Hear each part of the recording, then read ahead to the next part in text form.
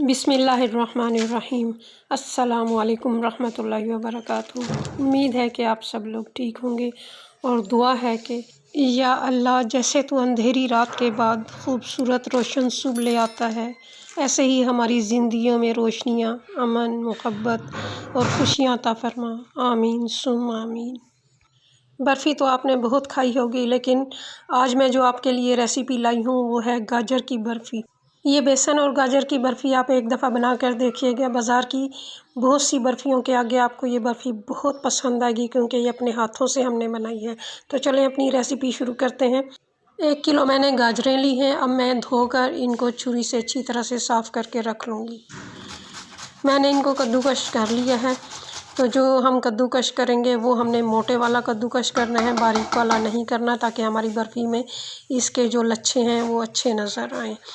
तो ये आपको वैसे तो ज़्यादा लग रही होगी, लेकिन जब हम इसको बनाएंगे तो ये बिल्कुल थोड़ी सी बनेगी। अब मैं इसको पकाऊंगी।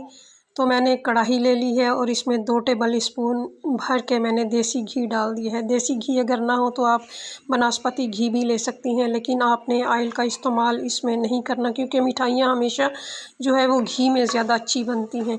तो इसको अब हम ज़्यादा गर्म भी नहीं करेंगे, इसको हल्का सा मैंने गर्म किया है, क्योंकि हमें इसमें डालना है बेसन।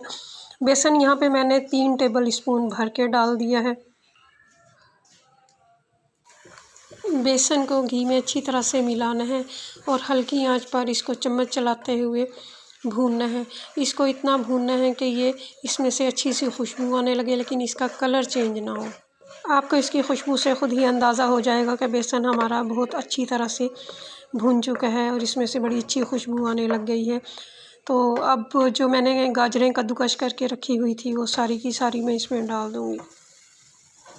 एक बार मैं आपको फिर बता दूं कि मैंने 1 किलो गाजर ली थी, उसको धोकर अच्छी तरह से कद्दूकस कर लिया है और 2 बड़े चम्मच मैंने इसमें घी के डाले हैं और 3 बड़े चम्मच जो है वो मैंने इसमें बेसन डाला है।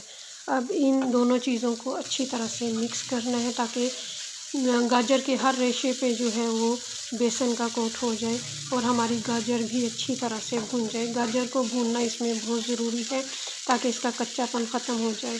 तो अभी हमें इसकी आंच मीडियम ही रखनी है। तो इसमें चम्मच चलाते हुए मैं इसको 3-4 मिनट तक अच्छी तरह से भून लूँगी, ताकि हमारी गाजर जो है वो नरम हो जाए।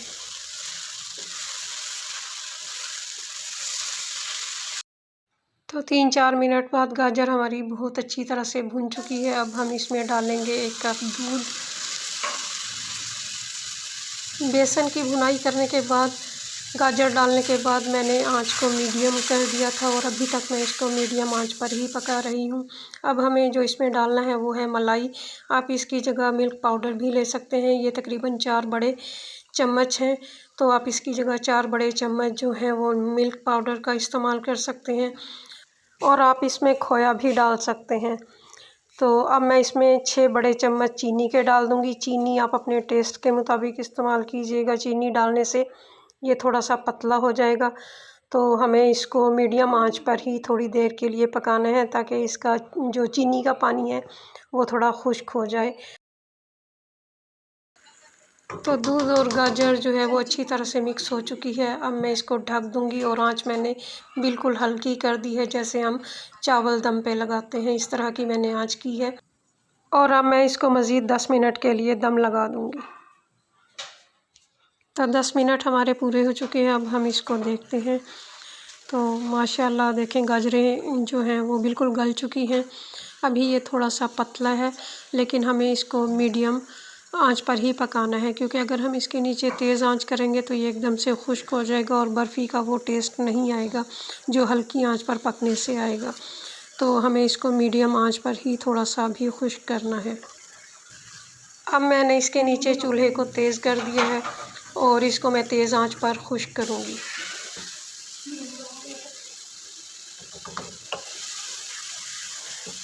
तीन 4 मिनट और मज़ीद भूनने के बाद इसका जब साइडों से घी के जो बबल्स हैं वो नज़र आना शुरू हो जाए और जो हलवा है वो कढ़ाई को छोड़ दे, तो समझें कि हमारा हलवा बिल्कुल तैयार है, ये बिल्कुल रेडी है। मैंने चूल्हा इसके नीचे बंद कर दिया है। अब चलते हैं इसको उस बर्तन में डालने के लिए जिसमें हमने इसको जमाना है। यहाँ पर मैंने केक टिन लिया है और इसमें खाकी पेपर रख कर उसको ऑयल से ग्रीस कर दिया है। अगर आपके पास केक टिन वगैरह नहीं है तो आप किसी भी ट्रे या किसी भी प्लास्टिक के बर्तन में इसको जमा सकती हैं और फॉइल पेपर या बटर पेपर का इस्तेमाल कर सकती हैं, क्योंकि बटर पेपर या फॉइल पेपर या कोई भी पेपर लगाने से ये होगा कि हमारी जो बर्फ़ी की टुकड़ियाँ होंगी वो बड़ी आसानी से बाहर निकल आएंगी। अदरवाइज़ जो है आप बर्तन में ऐसे ही ऑयल ग्रीस करके इसको आप जमा सकती हैं। अब मैं इसको थोड़ा सा टैप कर लूँगी ताकि ये इक्वल हो जाए। तो अब मैं इसको ठंडा होने के लिए रख दूँगी जब तक ये जम नहीं जाती। तो माशाल्लाह से काफ़ी देर हो चुकी है, हमारी जो बर्फ़ी है वो जम चुकी है। अब मैं छुरी की मदद से इसकी टुकड़ियाँ काट लूँगी बिल्कुल बर्फ़ी की तरह। तो देखें माशाल्लाह से कितनी मज़े की और कितनी खूबसूरत हमारी बर्फ़ी तैयार हुई है। ये जो मैंने पेपर लगाया था इसकी वजह से कितने अच्छे तरीके से जो है हमारी बर्फ़ी जो टुकड़ियाँ हैं वो निकल रही हैं। तो अब मैं इसके ऊपर थोड़े से कुटे हुए ड्राई फ्रूट रख दूँगी। ये बिल्कुल ऑप्शनल है, आप चाहें तो इसको स्किप भी कर सकते हैं। अभी गाजरों का मौसम है तो आप भी इस रेसिपी को ज़रूर ट्राई कीजिएगा। मुझे यकीन है कि आपको ये बर्फ़ी बहुत पसंद आएगी, बल्कि आपको क्या आपके बच्चों और आपके सब घर वालों को बहुत पसंद आएगी। आप चाहें तो इस बर्फ़ी को मेहमानों के सामने भी रख सकते हैं। बहुत ही खूबसूरत और मज़े की डिश है, तो आप ज़रूर इसको ट्राई कीजिएगा और दुआओं में याद रखिएगा। ज़रका बर्फ़ी खाई थी?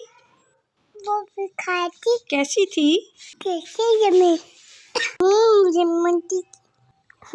मज़े मज़े की। तो देखा हमारी ज़रका को भी बर्फ़ी कितनी पसंद आई है।